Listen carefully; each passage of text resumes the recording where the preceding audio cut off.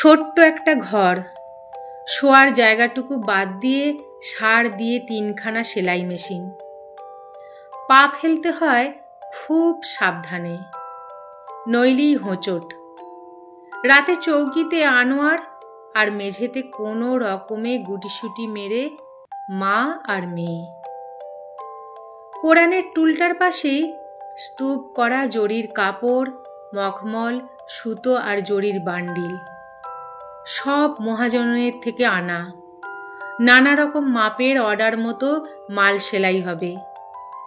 তৈরি হলে ব্যাগে ব্যাগে চলে যাবে সারা দেশে, এমনকি বিদেশে। খাওয়ার কিছু না জুটলেও ইঁদুর মারা বিষের জোগাড়টি রাখতে হয় সারা বছর। মনে করে 1-2 দিন অন্তরই ছড়াতে হয় ঘরের আনাচে কানাচে। নইলে একবার যদি বস্তির কোনো ঘর থেকে ইঁদুর এই ঘরে চলে আসে তো সর্বনাশ। তাদের তো মহাভোজ, আর শিয়রে আকাশ ভেঙে পড়বে আনোয়ারের।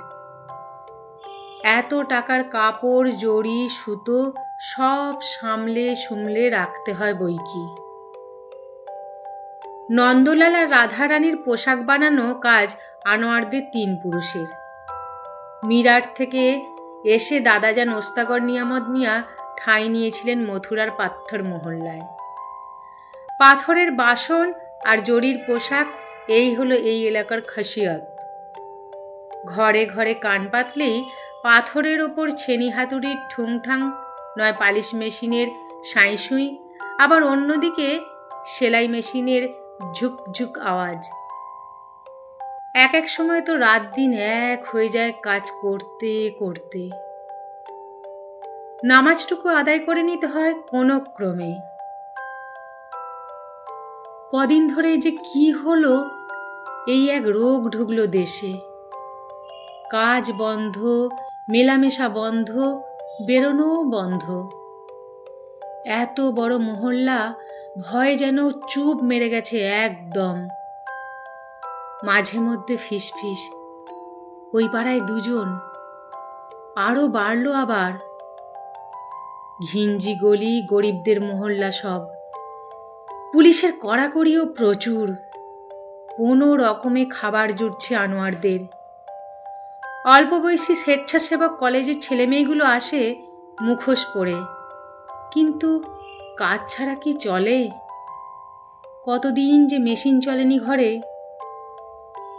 মাঝরাত্রে হঠাৎ ঘুম ভেঙে গেল নাসিমার।